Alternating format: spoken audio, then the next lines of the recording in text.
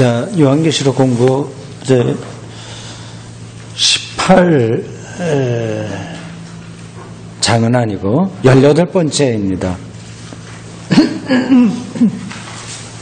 18번째 순서로 요한계시록 14장 1절에서 20절입니다.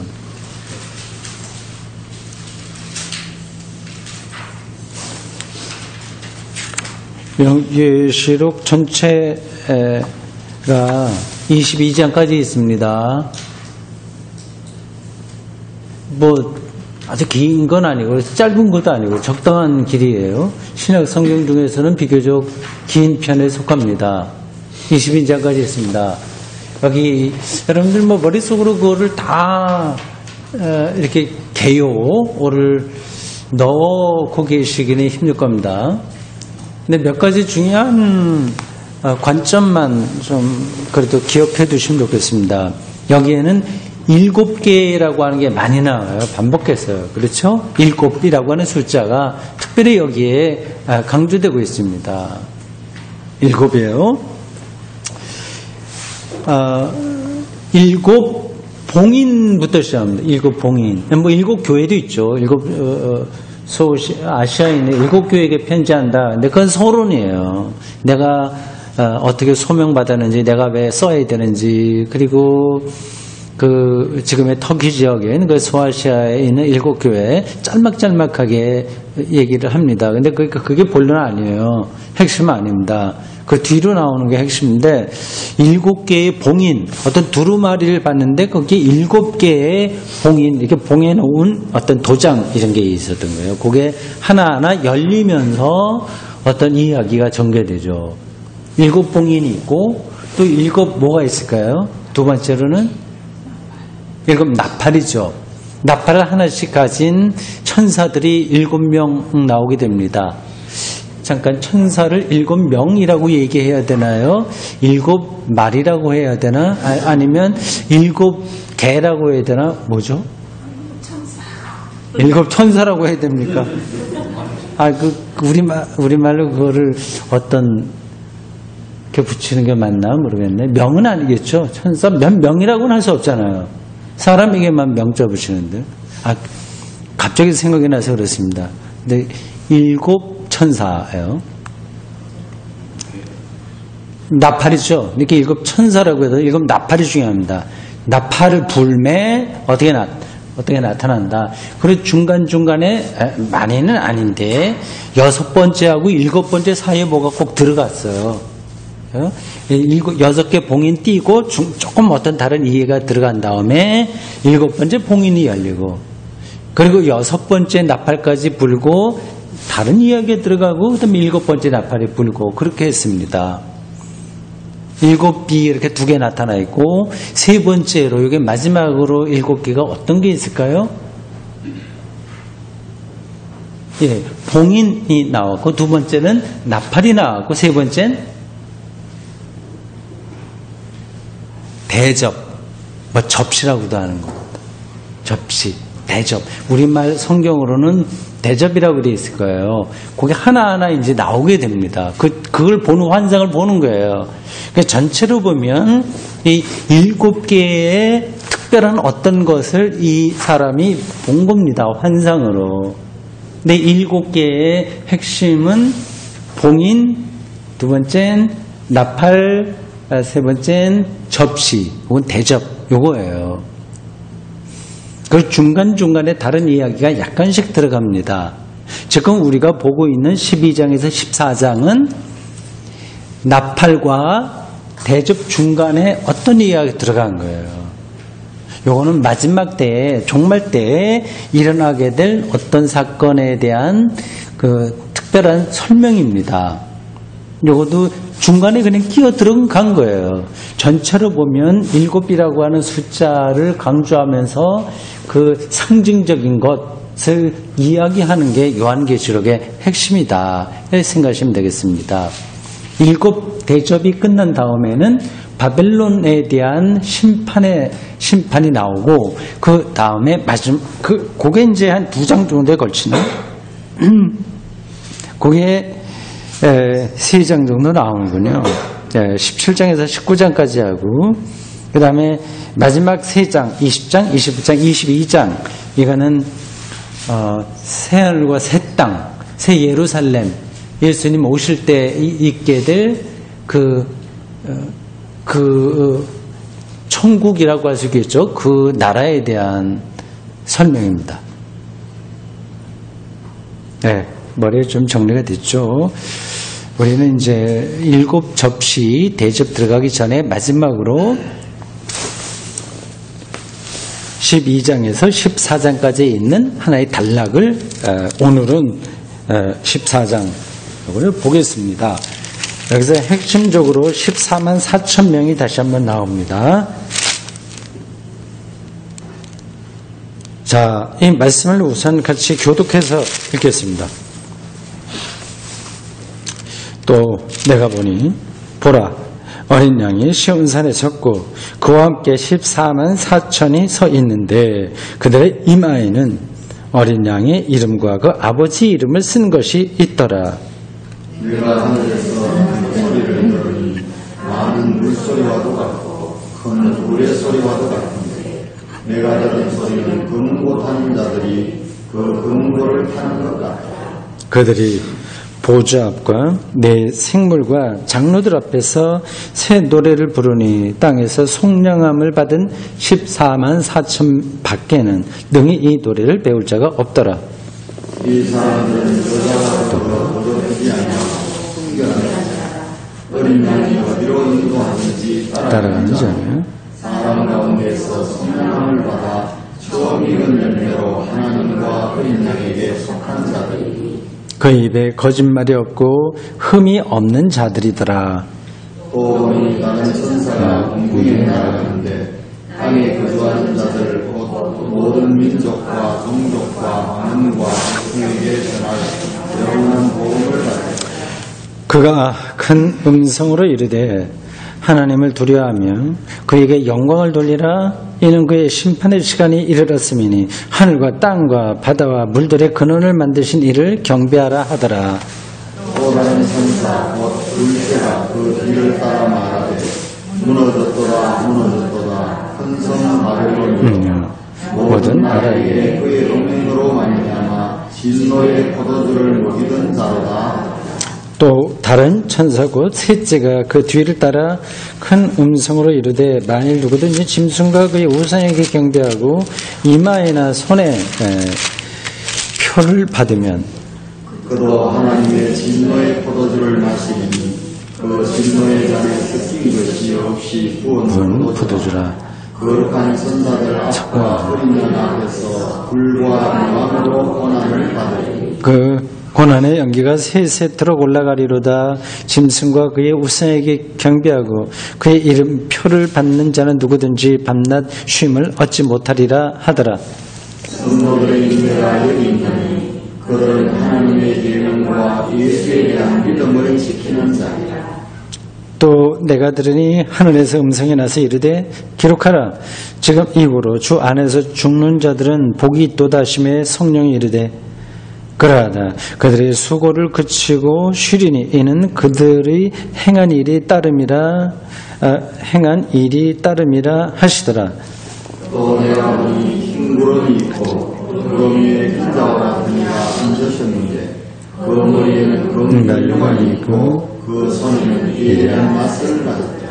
또 다른 천사가 성전으로부터 나와 구름 위에 앉은 이를 향하여 큰 음성으로 외쳐 이르되 당신의 낫을 휘둘러 거두소서. 땅의 곡식이 다 익어 거둘 때가 이르렀음이니이다 하니 구름 위에 앉으시니라 낫을 땅에 휘두르매 땅의 곡식이 거두어지니라. 또 다른 천사가 하늘에 있는 성전에서 나오는데 역시 예리한 낫을 가졌더라. 또 불을 다스리는 다른 천사가 제단으로부터 나와 예리한 낫 가진 자를 향하여 큰 음성으로 부르되 예리한 낫을 휘둘러 땅에 포도송이를 거두라. 그 포도가 익었느니라. 천사가 낫을 땅에 휘둘러 땅에 포도를 거두 하나님의 진노의 큰 포도주 틀에 던지매 문 밖에서 끓이 밝히니 틀에서 피가 나서 말 굴레기까지 닿았고 1600스바디온의 포도주다. 아멘. 네, 좀 복잡하죠. 여기도 천사가 여러 명 나옵니다.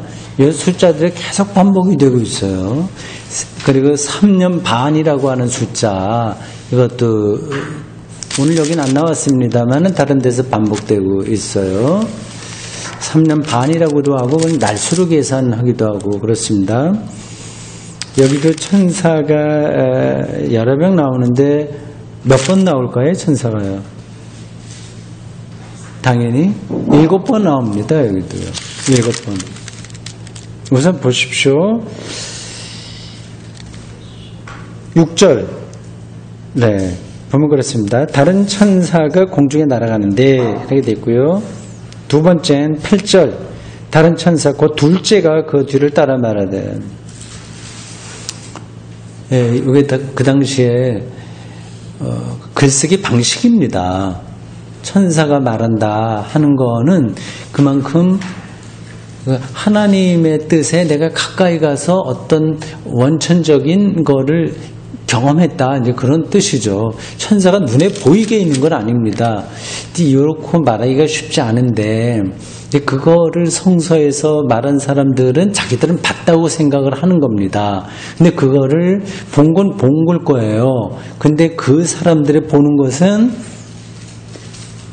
옆에서 TV 기자가 카메라 가지고 나와서 그 사람이 본 천사를 찍을 수 있을까요?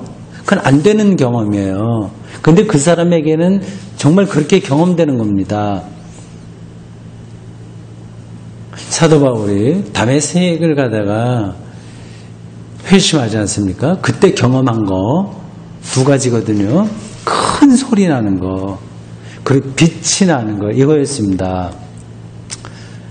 근데 그게 다른 사람들에게 똑같이 경험됐겠어요? 안 됐겠어요? 그건 안 되는 겁니다. 그건 객관적인 그런 것이 아닌 거예요. 그리고 그게 사도행전을 보면 조금씩 달라요. 어떤 때는 소리를 들은 게 중요하고 어떤 때 빛을 본 거하고, 내가 지금 정확하게 확인하지 않고 와서 말씀드리기 힘들지만 조금씩 차이가 있습니다. 그건 어떤 절대적인 것을 경험했을 때 그거를 인간의 말로 표현하기 위해서 이렇게 하는 겁니다. 보통 이 동양에서 특히 우리나라의 소리꾼들 말입니다. 그 판소리 이러고 하는 사람들 있지 않습니까? 그들은 소리를 이제 듣는다고도 얘기하고 소리를 본다고도 얘기합니다. 그 표현인 거예요. 그 절대적인 음악의 세계에, 소리의 세계에 들어가면 그거를 듣는다고만 하지 않고 본다고 얘기를 하는 겁니다. 그래서 성경에 나와 있는 그 표현들도 거의 비슷한 거예요. 그러니까 어떤 판소리꾼이 내가 소리를 봤어 이렇게 얘기하면 알아들어야지 이걸, 저 사람이 정말 절대적인 소리, 득음이라고 하지 않습니까? 그 소리 세계에 들어갔구나, 그렇게 알아들어야지, 저 사람 정말 소리를 우리가 뭐를 보듯이 봤나 보네, 그렇게 생각하시면 그냥 안 되는 거죠. 성경에 나와 있는 천사라고 하는 표현도 그와 같은 겁니다. 근데 이건 좀 어려운 문제예요. 하여튼 거기까지만 얘기하겠습니다. 하나님 경험도 이제 가까이 이제 비슷하게 말할 수 있는데, 그게 천사 경험하고 하나님 경험하고 이제 똑같은 거는 아니에요. 그것도 어떤 경험도요, 그거 차원이 좀 있습니다. 천사는 하나님은 아니에요. 하나님의 심부름꾼을 이제 천사라고 하거든요. 근데 그게 성경 본문에 따라서 막 왔다 갔다 하면서 기록되기도 합니다. 하나님 이야기하다가 천사가 말하되 어떻게 되고, 그런 것들이 이렇게 막 섞여 있기도 합니다.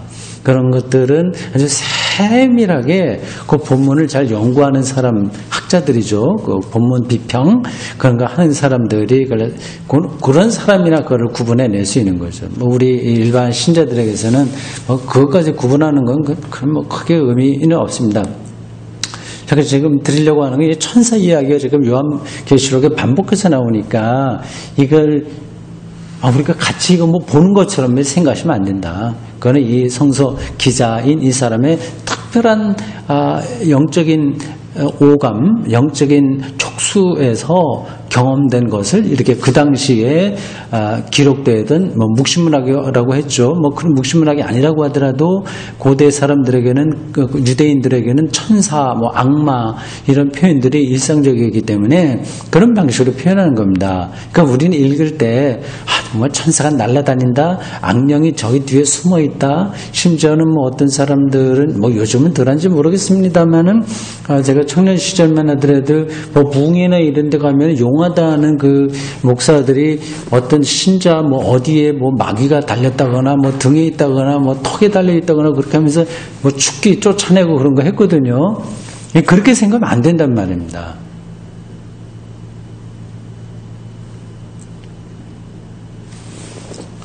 자, 9절 여기 두 번째 천사예요.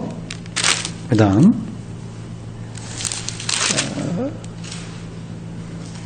6절, 8절, 9절 여기 세 번째까지 나왔습니다.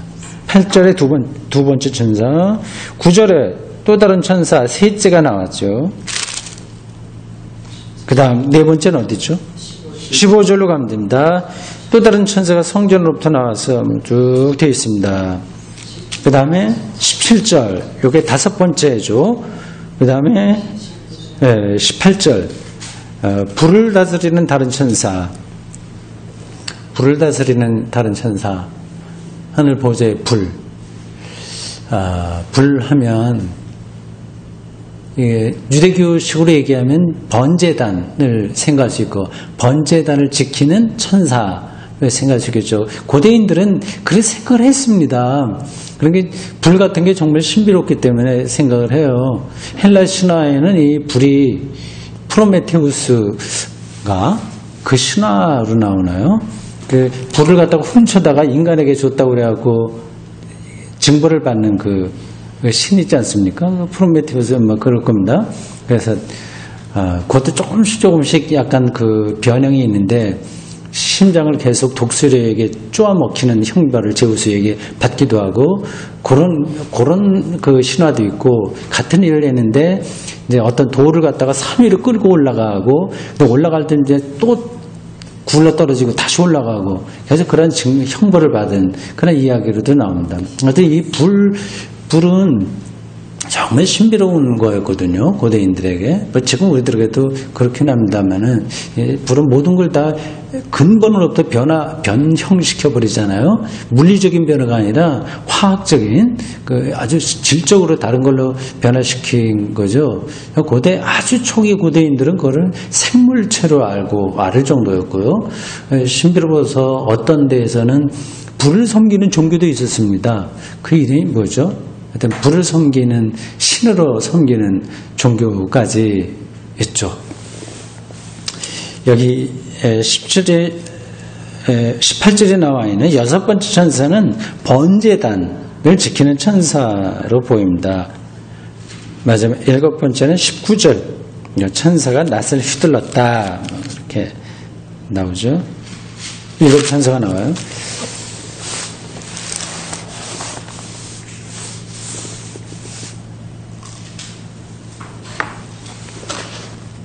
여태까지 우리가 공부를 하면서 여러분들에도 느꼈겠습니다만 여기 이상한 이야기가 많이 나와주면 전혀 이상한 거 아닙니다.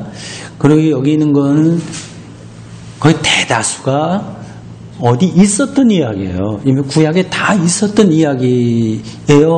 근데 이걸 처음 보면 와 정말 이건 이상한 거다. 이건 생전 처음 보는 거네. 그래서 생각하는 것이 그렇게 착각이 될 수 있겠습니다만은 다 구약에 있었던 것들, 그런 것들을 이제 차용해서 요한 계시록을 어떤 사람이 요한이라고 하는 이름을 가진 이 집필자가 기록한 거죠. 편안하게 생각하시고 보시라는 겁니다. 그러니까 방식만 이상했지 내용은 굉장히 기독교의 보편적인 그런 것들을 가지고 있습니다. 자, 1절 보십시오. 내가 또 보니 12장부터 14장까지는 7 대접이 나오기 전까지 7 나팔과 그 사이에 벌어진 이야기입니다. 뭘 봤어요? 어린 양을 봤다고 그랬습니다. 어린 양은 예수 그리스도를 가리키죠. 어린 양이요. 근데 예수 그리스도를 왜 어린 양이라고 잠깐만 말을 할까요? 어린 양이면 철부지인데 좀 잘해야 되는데 왜 어린 양이라고 그랬을까요? 다 아시죠? 그렇죠. 예. 그것도 구약에 여러 가지 의미가 있어서 들어왔겠는데, 그냥 하나님께 바쳐진다. 예. 바쳐지는 것으로서, 그러한 그 기록들이 구약에 좀 있습니다. 그래서 예수 그리스도가 우리의 죄를 대신해서 제단에 바쳐진 어린 양이다. 그런 겁니다. 근데 어린 양만 그 자체만 보면 굉장히 약하죠. 정말 세상에서 가장 약한 상태의 동물이 이 어린 양이라고 할 수 있는데, 예수는 바로 그와 같이 자기 운명을 받아들였고, 하나님께서는 그 운명을 통해서 인류 구원의 길을 여셨다. 기독교 신앙의 핵심입니다. 어린 양을 봤어요. 근데 어린 양이 시온산에 있다고 했습니다. 시온. 시온산은 유대인들에게 고향과 같은 산이에요. 구약에도 여러 번 강조되고 있습니다. 한 군데만 좀 보도록 하겠어요. 요엘 2장 32절.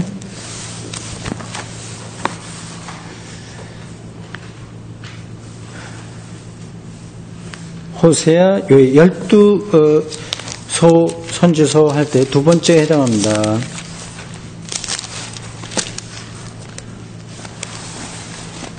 네. 2장, 요엘 2장 32절. 누구든지 여호와의 이름을 부르는 자는 구원을 얻으리니 이는 나 여호와의 말대로 시온산과 시온산과 예루살렘에서 피할 자가 있을 것이며, 예, 남은 자 중에 나 여호와의 부름을 받을 자가 있을 것임이니라. 시온은 마지막 때 이스라엘이 세계의 주인공이 되는 나라를 가리키는 그 단어입니다. 시온산이라고도 하고, 그냥 일반 정치 사회에서는 시오니즘이라고 하는 말이 있습니다. 시온이라고 하는 것은 그 이스라엘이 큰 나라가 되는 그 마지막 때에 있게 될 그 어떤 것을 가리키고 있습니다. 요에서도 지금 우리가 확인한 대로 요에서에도 나오고 뭐 다른 데도 여러 군데 나오고 있습니다. 시온산에서 그와 함께 14만 4천이 서 있는데 1절부터 5절까지 14만 4천에 대한 이야기가 나옵니다. 이마에는 어린 양의 이름과 그 아버지의 이름을 쓴 것이 있더라. 그 14만 4천에도 이마에 뭐가 붙었고, 지난번에 또 이마에 뭐 도장 찍힌 사람들 나왔죠?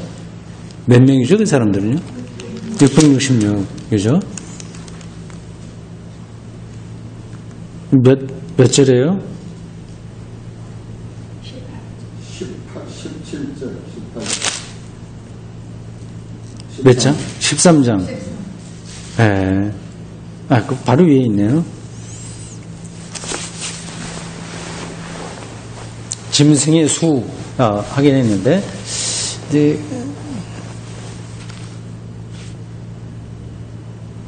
그들의 이마에 표를 받았다. 그거는 16절에 나옵니다. 오른손에나 이마에 표를 받게 하고. 아마, 옛날에 이런 낙인 찍는 것들이 좀 있었던 것 같아요. 14만 4천 명은 좋은 뜻으로, 하나님의 백성으로 도장에 찍히는 거고, 666은 이건 악한 무리들로서 짐승의 숫자로 도장에 찍히는 겁니다. 옛날에 노예들도 많이 도장에 찍혔겠죠. 14만 4천 명이라고 하는 숫자는 우리가 앞에서 본 것처럼 12지파에서 12,000명씩 나온다. 그 계산입니다. 그러니까 12,000 곱하기 12 하면 12지파가 되는 거예요. 그 구절을 우리가 말할 때 제가 설명했습니다만은 그거를 예수 믿고 구원받는 자들의 숫자로 아주 구체적인 숫자로 생각하면 곤란합니다. 사이비 이단들은 간혹 그런 거 그렇게 말을 해요. 지금 신천지도 그렇게 얘기하죠. 신천지 그렇게 얘기하죠. 그렇습니다. 13만 살. 그 전에도 그런 사이비 이단 쪽에서 그런 거 얘기 많이 합니다. 그렇게 말을 던지면 거길 추종하는 사람들이 정말 거기에 매달리려고 하거든요. 내가 거기서 제외되냐 들어가냐에 대해서 굉장히 민감하게 생각하기 때문에 열심을 하게 됩니다. 어떤 그 진리 바른 거냐 그거를 보지 않고 심리적으로 그 회중들을 이용하는 거죠.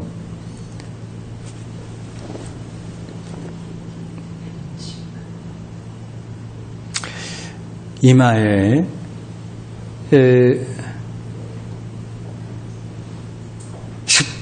1절에 그 끝부분에 그래 나옵니다. 이마에 어린 양의 이름과 아버지 이름에 쓴 것이 있더라. 14만 4천 명은 특별히 이렇게 선택받은 사람들로 여기 나오고 있습니다.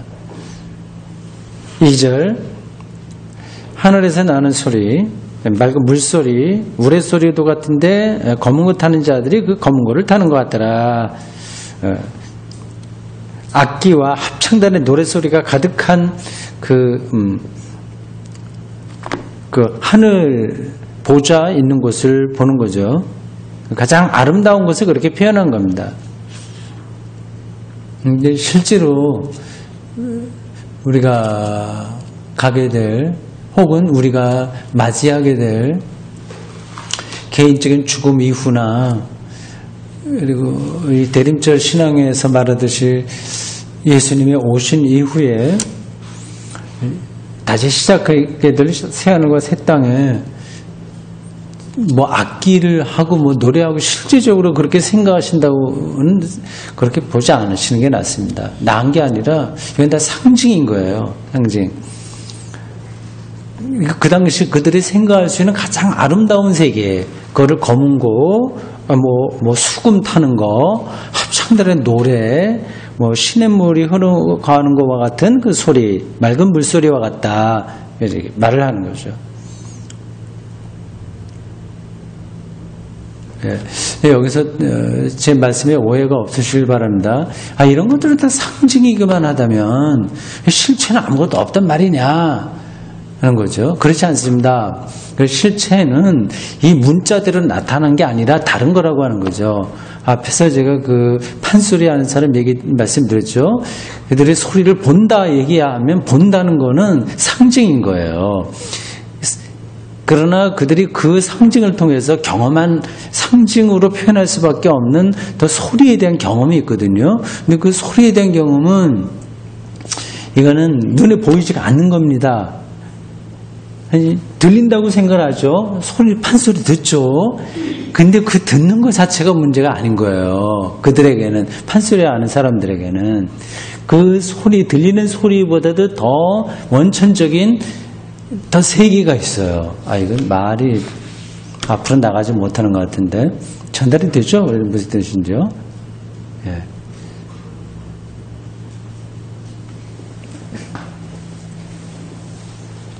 그래서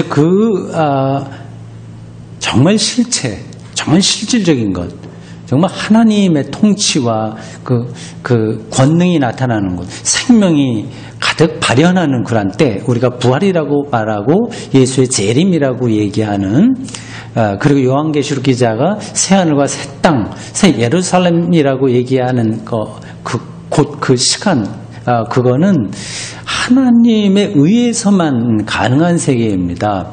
그러니까 나의 어떤 상상력으로 그 때를 이렇게 딱 가두려고 하지 말고 그분 손에 맡기는 게 이게 바른 신앙입니다.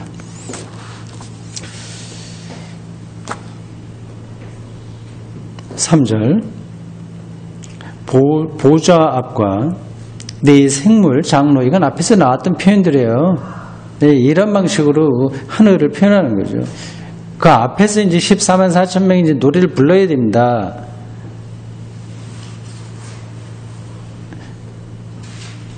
그 3주 후반절에 보면 이 노래를 배울 사람은 14만 4천밖에 없다. 선택된 그런 사람들이죠.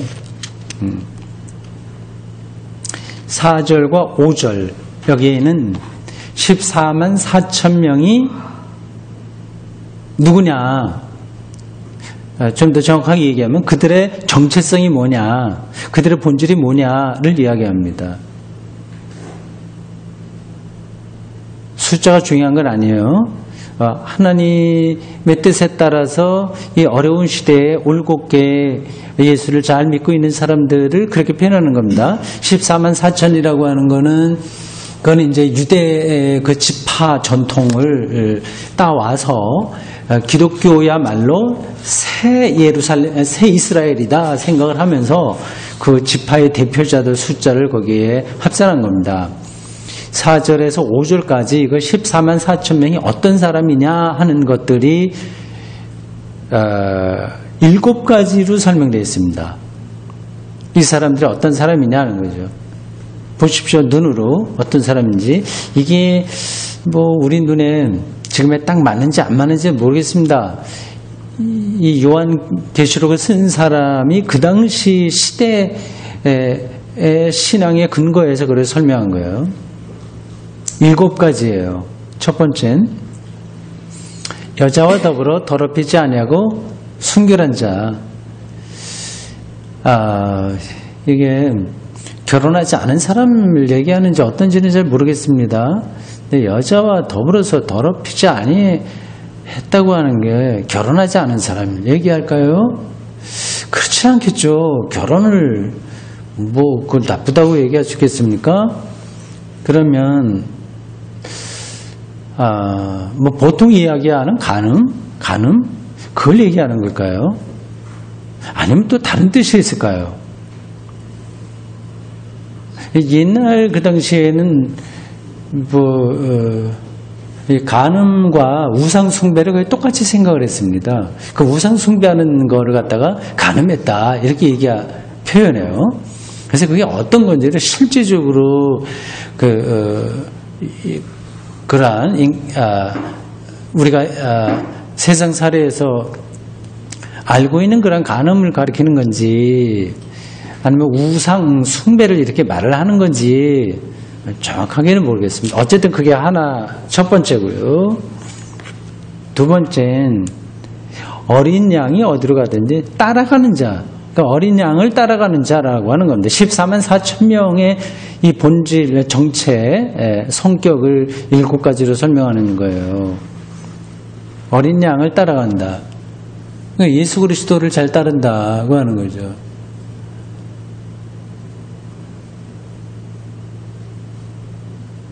세 번째는 그대로 순서대로입니다. 속량함을 받은 사람과 아니라 속량함. 어떤 노예가 이렇게 팔려가서 7년 동안 아니면 10년 동안 있어야 되잖아요. 근데 그거를 누가 돈을 주고 다시 사온단 말입니다. 풀어준단 말이에요. 그게 속량이에요. 우리가 주위에서 속량받았다고 하는 겁니다. 그런데도 여전히 많은 사람들이 죄책감 속에서 살아요. 인간이 내가 실수한 것 때문에 죄책감에 빠지기도 하는데 그건 죄책감의 문제가 아닙니다. 그건 반성하면 돼요. 이미 우리가 예수 그리스도를 통해서 속량을 받은 거기 때문에 오늘 우리가 어제 기도문에 어거스틴 기도문에 나오지 않았습니까? 그 굉장히 중요한 구절이 있어요. 내가 행동으로 아직 뭐라고 그랬죠? 근데 행동으로 옮기지 않은 죄까지도 다 용서해 주시는 것을 내가 알고 있습니다 하고 하는 거예요. 그만큼 예수 그리스도의 이 속량의 능력을 아주 존재론적인 차원에서 이해하고 있는 겁니다. 이게 말장난처럼 여러분들에게 혹시 들릴지 모르지만 그렇지 않습니다. 그게 이러한 영적인 시각이 굉장히 실질적이고 깊이 있는 거예요. 그럼 이제 인간을 보는 눈이 달라지게 되죠. 그리고 자기를 보는 관점도 달라지고요. 속량 받은 자고요. 네 번째는 처음 익은 열매예요. 처음 익은 열매. 이것도 다 상징적이죠. 예수 그리스도를 믿는 1세대를 가리킬까요? 아니면 유대교로부터 나와서 이제 명실상부하게 복음의 열매를 맺은 사람들을 가리킬까요? 근데 처음 익은 열매입니다. 몇 가지 했죠? 네 번째까지 했죠? 다섯 번째는 하나님과 어린 양에게 속한 자들이다. 속했다. 여섯 번째는 그 입에 거짓말이 없고, 일곱 번째는 흠이 없는 자들이다. 굉장히 순결하고 고결하고 그리고 의지가 있고 반듯한 어떤 사람들을 가리키는 것으로 보입니다.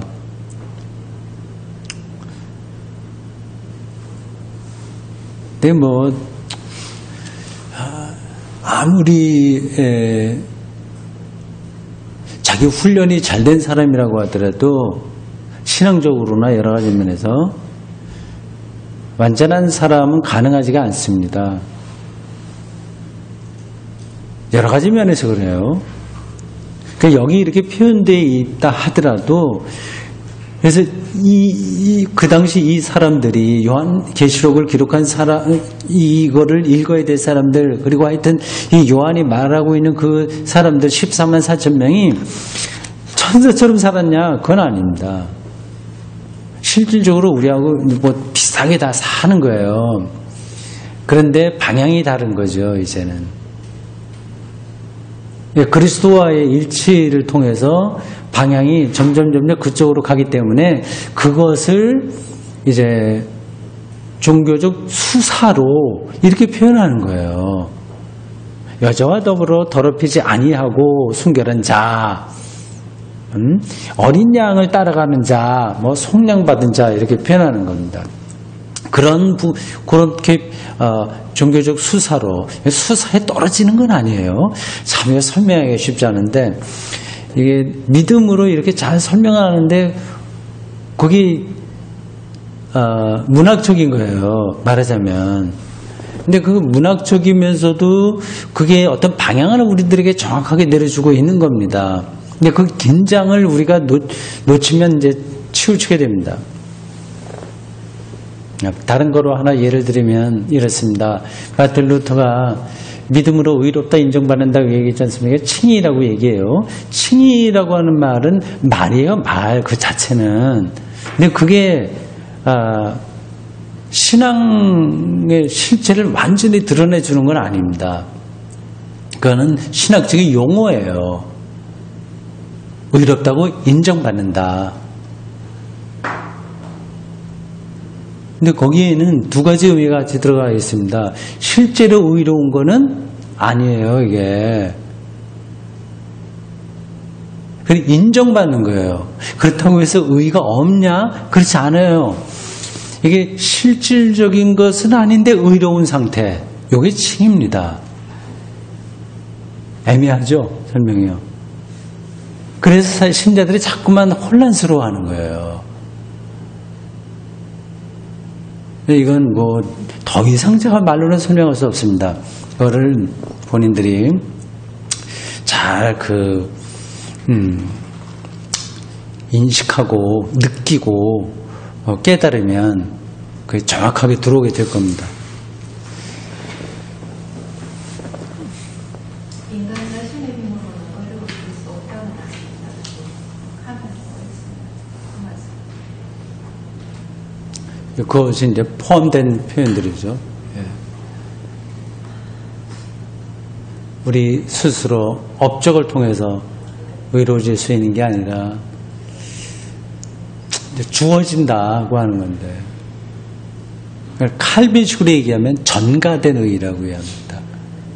근데 그게 말장난처럼 들려요, 어떤 사람들에게는. 근데 그게 능력이 있는 거거든요. 내가 스스로 노력해서 얻은 것으로 의로워지려면 죽을 때까지 완전히 이건 사람이 정신병 걸리게 됩니다. 결벽증에 걸린다거나 아니면 하여튼 불안증에 걸리고 뭐 그럽니다. 그러면서 이게 완전히 자유방임으로 떨어지는 것도 아닌 거예요.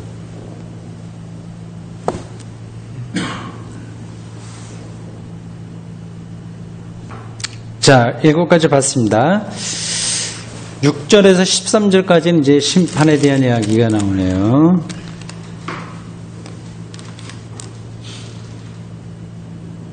육 절 다른 천사가 이제 나타납니다. 일곱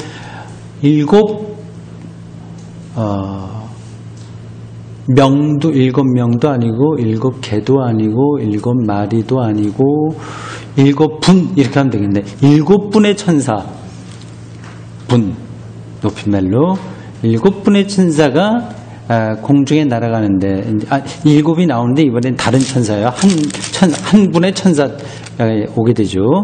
공중에 날아가는데 땅에 거주하는 자들과 등등등등 사람들에게 영원한 복음을 가졌더라. 전할 영원한 복음. 그죠?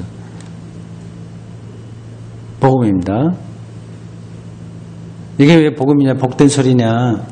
우리가 바로 앞에서 얘기한 것에 비추면 우리의 노력 업적으로가 아니라 주어졌기 때문에, 은혜로 주어졌기 때문에 그게 복음이다. 그래서 더 감격스럽게, 더 철저하게 책임의식을 갖고 성실하게 살게 나, 그거죠. 복음을 가졌더라. 천국 복음입니다. 마태복음 24장 한번 찾아보시겠어요? 이게 다 신구약 성서하고 연관된다고 하는 것을 여러분들에게 확인시켜 드리기 위해서 이런 구절을 여러분들에게 찾으라고 말씀드린 겁니다. 마태복음 24장 14절.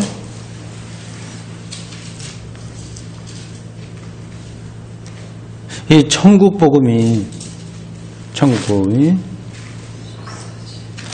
마태복음 24장 14절입니다. 천국 복음, 천국이라고 하면 바실레아, 톤, 우라논 이렇게 되어 있습니다. 하늘나라 복음이죠. 지난 목요일 제가 특강할 때도 잠깐 얘기했는데 하늘나라 복음 해야지. 이게 헬라어를 우리말로 번역할 때 바실레아 투 데우 이거를 하나님 나라라고 번역하는 거하고 일관성이 있는 거예요. 근데 어떤 때는 한자로 번역하고 어떤 때는 우리말로 번역하고 이게 일관성이 떨어지죠. 천국이 아니라 하나님 나라라는 그런 번역에 맞춰서 본다면 하늘나라 복음이 모든 민족에게 증언되기 위해서 온 세상에 전파되리니 그제야 끝이 오리라. 이 복음에 대한 이야기입니다. 이거는 뭐 신구약 성서에 다 있는 거니까 여러분들 그냥 잠시 그렇다 그렇게 참고하시면 되겠습니다. 7절 천사가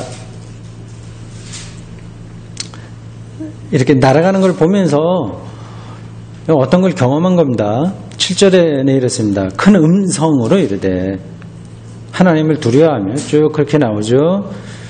영광을 돌리고 심판의 시간이 이르렀으니 하늘과 땅과 바다와 물들의 근원을 만드신 이를 경배하라. 네, 심판이 이르렀으니 경배하라 라고 하는 거예요. 심판이 이르렀으면 두려워해야 되죠. 오히려 두려워하라고 하는 거는 7절 앞부분에 나와 있기도 합니다. 이게 다 통하는 이야기예요. 그러니까 두려움, 영광, 심판, 경배, 이 4가지 단어를 제가 말씀드렸습니다. 두려움, 영광, 심판, 경배, 이게 다 통하는 이야기입니다. 근데 언뜻 생각하면 두려움과 심판 이거는 같이 통하고 영광과 경배는 같이 통하고 그래서 서로가 충돌하는 것처럼 느껴집니다. 두려움과 영광이 어떻게 그것도 이제 삥 돌아가서 다르게 설명할 수 있는데 그냥 거칠게 우리가 생각을 해서 심판 오면 이거 내가 어떻게 죄의 심판 어떻게 되나 하고 두려워하게 되지 않습니까? 영광과 경배라고 하는 것은 정말 기쁘고 감사하고 찬양하고 하는 게 아니겠습니까? 이게 서로 대립되는 것 같은데 그렇지 않아요. 이게 같은 겁니다. 왜냐하면 심판은 곧 구원이기 때문에 그렇습니다. 심판은 생명 심판인 거예요. 그러니까 심판이 오면 기쁜 거예요. 이 두려움이라고 하는 거는 내가 지옥에 갈까 하는 두려움이 아니라 부끄러움이죠. 내가 구원받는다고 하더라도 하나님의 통치, 하나님의 사건 앞에서는 이게 너무 엄청나기 때문에 어떻게 나를 방어할 수 있는 그게 없는 겁니다. 그래서 두려운 거죠. 절대적인 두려움이죠. 심판은 저들 심판 때가 정말 오기를 기다립니다. 그냥 종교적인 낭만으로서가 아니라 실질적으로 그렇습니다. 하나님의 심판이 아니면 어떻게 해서라도 우리가 그 구원에 이를 수 없기 때문에 그렇습니다.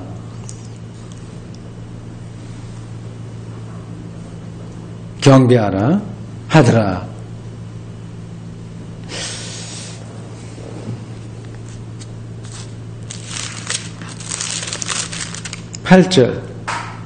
그 다음에 두 번째 천사가 나타났습니다. 바벨론이 무너지는 것에 대해 이야기합니다. 그러니까 우상 숭배에 대한 경고입니다.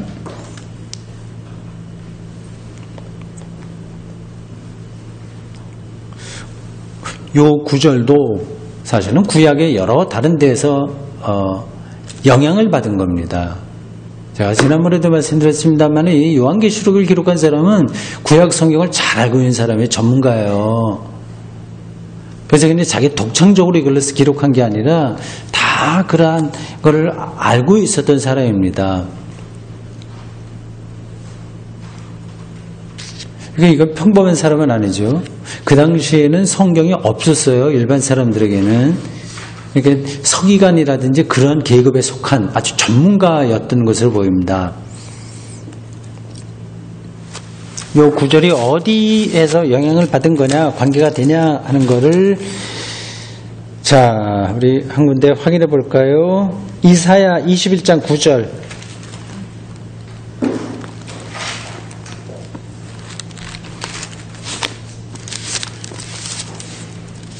요한계시록 기자는 이사야도 잘 알고 있었습니다.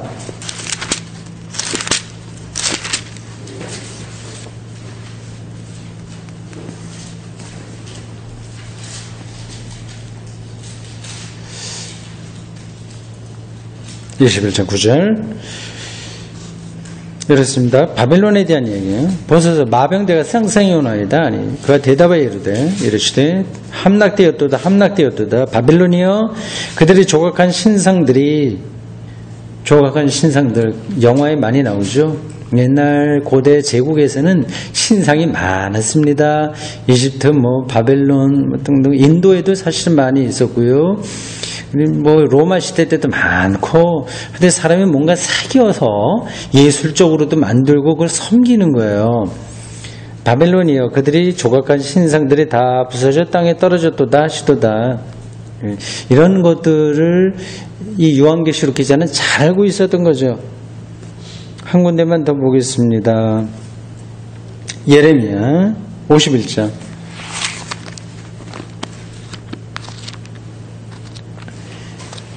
이사야 다음에 예레미야가 나옵니다. 51장이에요. 51장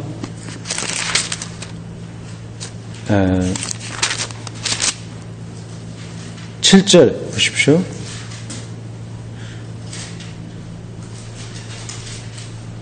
7절 51장 7절 바벨론은 여호와의 손에 잡혀 있어 온 세계가 취하게 하는 금잔이라. 전 표현이 멋있습니다. 온 세계를 취하게 하는 금잔이라. 바벨론. 지금 똑같죠. 미국이 세계 사람들 다 취하게 만드는 거하고 같습니다.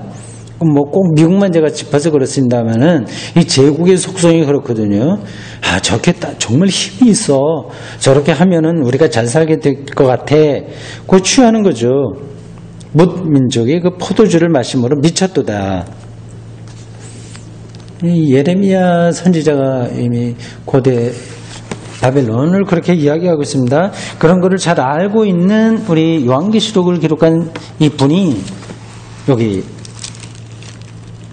방금 우리가 확인한 그런 구절의 근거에서 14장 8절을 쓴 거죠. 보십시오. 비슷하죠? 다시 한번 요한계시록 14장 8절 보세요. 또 다른 천사 둘째가 그 뒤를 따라 말하되 무너졌도다 무너졌도다 큰 성 바벨론이여 모든 나라에 그의 음행으로 말미암아 진노의 포도주를 먹이던 자로다. 이렇게 이사야 21장 9절하고 예레미야 51장 7절을 같이 모아서 생각하면 이 8절이 나오는 거예요.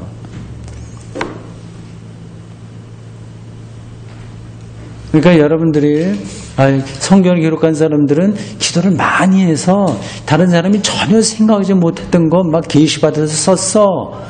그런 쪽으로는 생각하지 않으시는 게 좋습니다. 기본적으로 기도하고 하나님과 영적인 소통을 당연히 그 기본으로 하고 있죠. 그러나 다 새로운 건 없어요. 다 역사 안에서 나온 겁니다. 마태복음 기자도 그런 몽땅 다 그렇습니다. 사도 바울도 그런 거고요.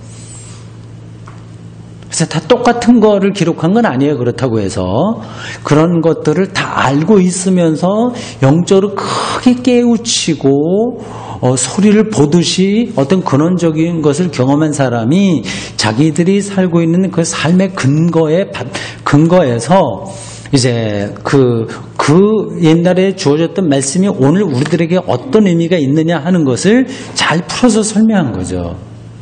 오늘 이제 목사들의 설교하는 거하고 비슷합니다. 그러니까 그 구약 신구약 성서 읽고 그게 어떤 의미고 그걸 알고 있으니까 그럼 오늘 이 시대 21세기에 이 남북 분단 체제 필리핀 부익부가 벌어진 이 시대에서 우리 기독교인들이 복음을 어떻게 믿고 살아야 되냐 하는 걸 설교하지 않습니까? 그렇게 생각하시면 됩니다. 근데 모든 설교자가 성서 기록자와 버금갈 정도로 뛰어나다는 게 아니라 비교해서 말씀드린 거예요. 성서 기자들은 아주 월등한 사람들인 거죠. 특별하게 그런 사람들이죠. 그리고 그러한 설교들 말하자면 그게 많이 남아 있었어요. 그 중에서 선별돼서 남아 있는 게 이제 성경입니다. 공중에서 뚝 떨어진 거 아니다. 그는 역사에 있는 그 구약에 있는 모든 것을 잘 알고 그리고 예수 사건을 잘 알고 로마와 헬라 그리스와 그런 철학들도 다 알고 그래서 그걸로 문제의식을 갖고 있는 사람이 초기기독교 공동체 우리가 믿고 있는 것은 그 구약에 의해서 이러이러 했던 건데 예수에게서 그것이 완성된 거야. 그게 어떤 뜻이야. 그리고 앞으로 이 세계가 복음 안에서 어떻게 돼. 이런 거를 이제 쓴 거죠. 어떤 사람이. 문필가가 쓴 거예요. 아주 뛰어난 영성가가 그걸 기록한 거고 그것이 너무 많이 있었는데 그 중에서 이제 기독교 이 중심에 맞는 것만 추려서 성경으로 정한 겁니다. 여러분들이 성경을 대할 때 좀 편안하게 그걸 실질적으로 이해하면서 가는 거가 좀 필요합니다. 근데 많은 경우에 신자들에게 성경이 공중에 떠 있어요. 그걸 조금 두 발을 딱 땅에 딛고 요거를 성경 텍스트를 잘 읽어가야 되겠습니다. 자, 이거 지나가고 14절로 가봅시다. 14절부터 20절까지 이 두 가지 수학이 나옵니다. 추수하는 거죠. 두 가지가 나와요. 종류가. 하나는 밀이고 밀을 추수하는 거고 또 하나는 뭘까요? 포도주죠. 이 두 가지가 고대인들에게는 가장 중요한 추수였습니다. 추수였을 뿐만 아니라 그 당시는 이걸로 경제가 돌아갔어요. 이 밀하고 포도주입니다. 포도예요. 포도는 포도주를 만들려고 하는 거죠. 이게 핵심이에요. 14절부터 16절까지는 밀추수에 대한 것이고 17절부터 20절까지는 포도추수, 수확에 대한 겁니다. 14절 보십시오.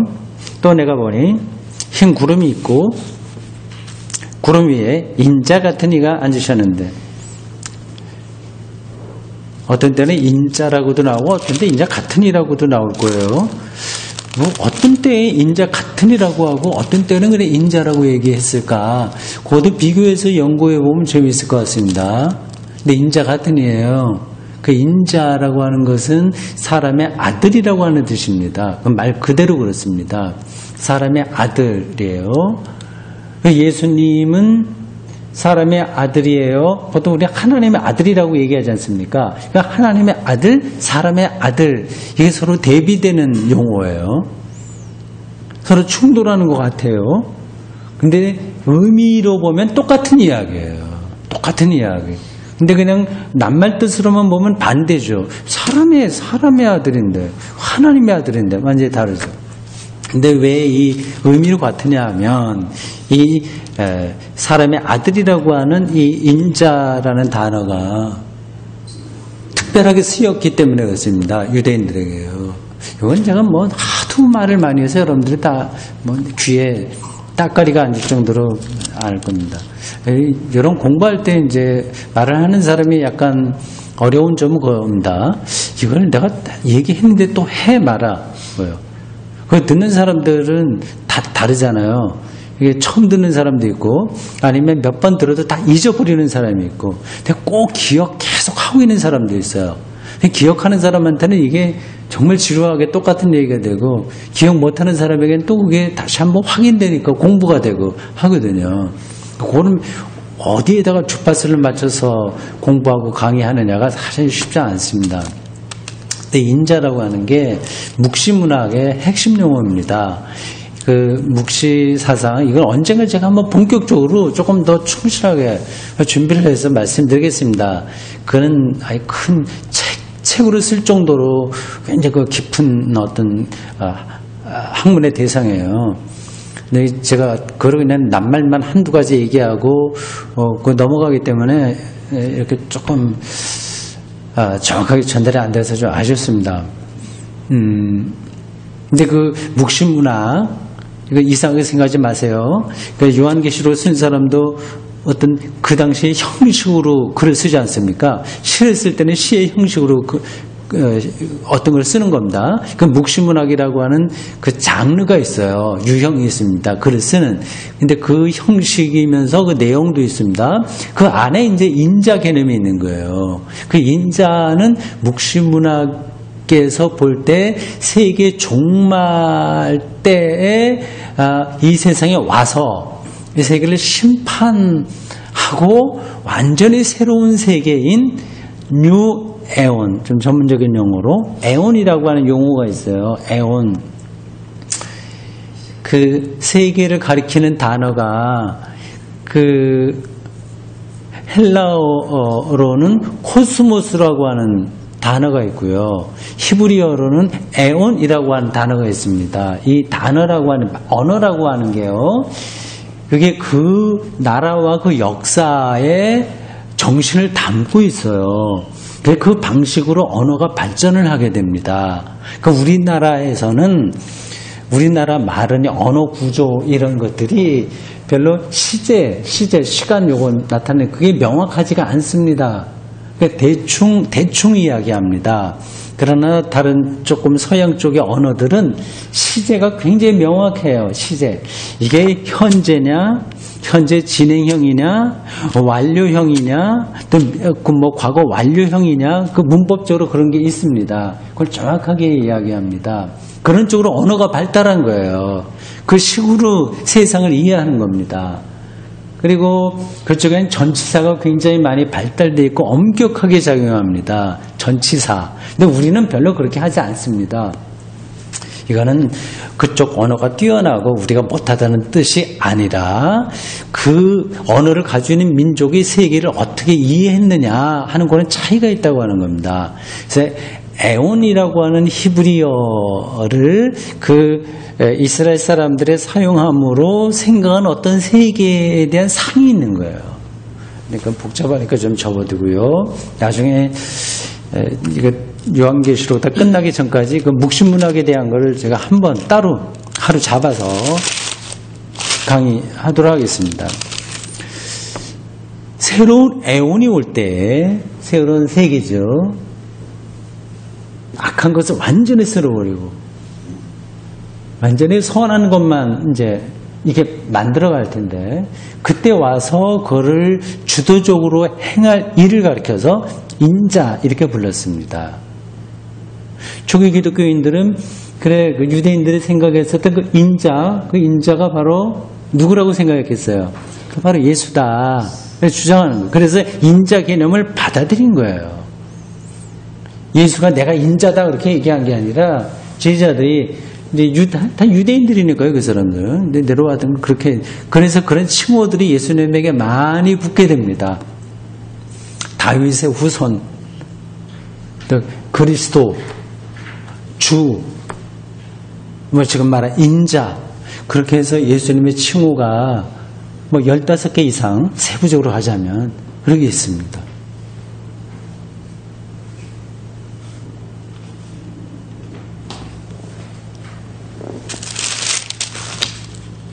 인자가 앉아있는데 머리에는 면류관 낫을 가졌다. 마지막 때 심판날짜니까 낫을 가져와야죠. 15절 네 번째 찬사입니다. 성전으로부터 나와서 구름 위에 앉은 이를 향하여 큰 음성으로 외쳐. 그래서 천사는 인자보다는 낮은 존재죠. 당신의 낫을 휘둘러 거두셔서 땅의 곡식이 다 익어 거둘 때가 이르렀습니다. 그렇게 해서 밀을 거두는 그런 장면들입니다. 심판을 가리켜줘.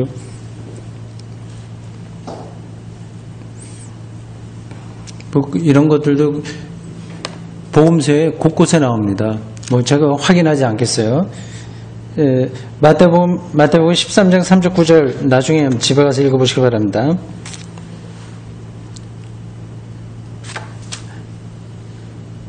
17절부터는 이제 포도 수확에 대한 이야기입니다. 17부터 20절까지입니다. 예레미야 25장 한번 찾아보십시오. 이사야 다음에 예레미야 25장. 예레미야라고 하는 선지자도 참 특이한 분이십니다.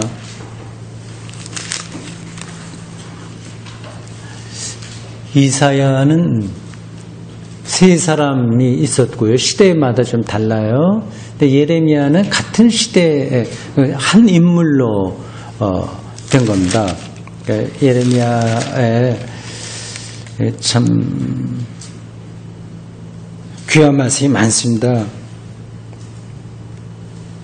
예레미야 25장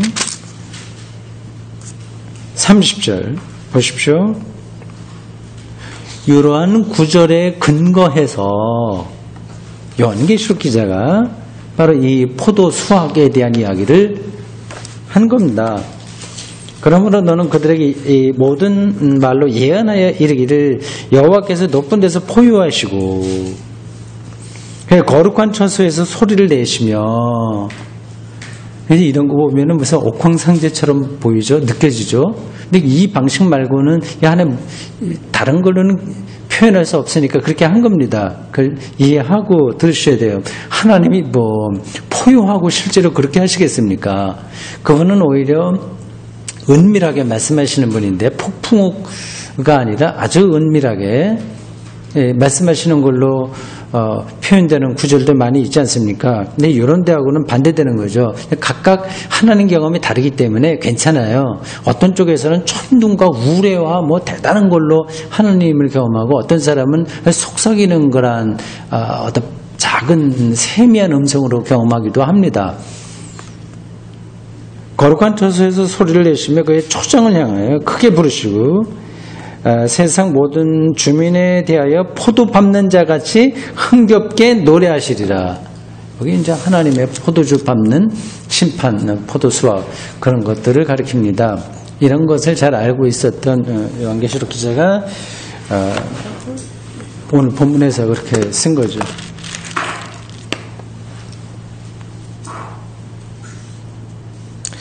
나중에 시간이 있으면 이사야 63장 3절도 한번 읽어보시기 바랍니다.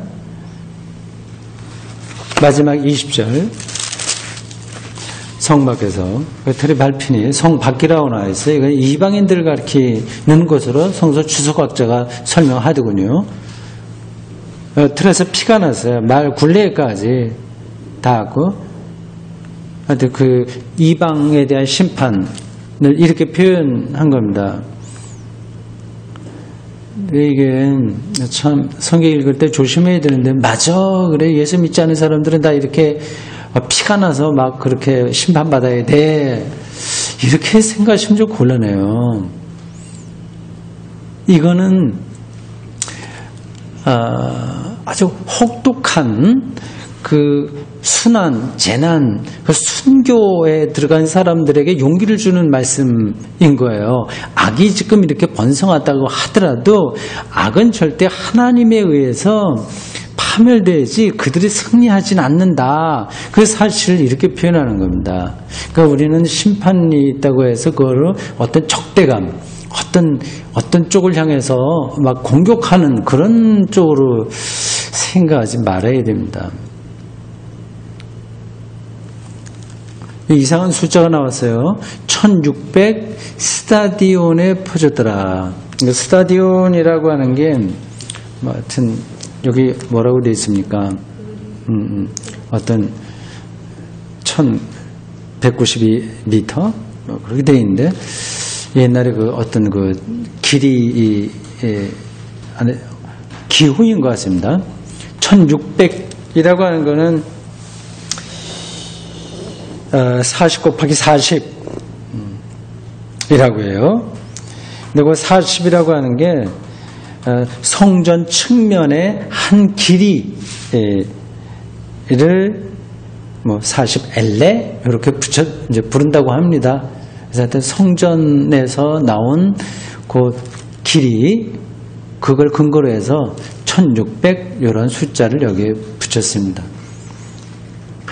복잡하죠. 그러니까 옛날 당시 상황에서,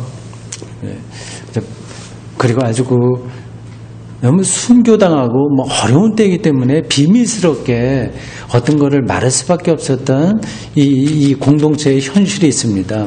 그걸 전제하고 어떻게 보면 연민을 갖고 읽어야 될 것 같아요. 어떻게 보면 불쌍하죠. 왜 이렇게 복잡하게 쓸까? 좀 쉽게 쓰지, 알아듣게 쓰지. 근데 이렇게 할 수밖에 없었습니다, 그 당시에는.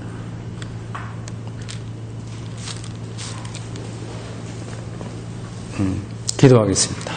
주님, 오늘 저희들이 이렇게 금년 들어서 가장 혹독한 추위인 수요일 오후 시간에 이전에 기록됐던 말씀을 같이 읽었습니다. 아주 먼 옛날, 그리고 공간적으로도 굉장히 떨어져 있었던 말씀이지만 진리의 영이 성령께서 우리와 함께 하셔서 이게 지금 살아있는 말씀으로 우리에게 전해주신 것 감사합니다. 이 추운 절기 우리 모든 믿는 자들의 삶을 주님께서 일일이 지켜주실 줄로 믿고 예수님의 이름으로 기도합니다. 아멘. 수고하셨습니다.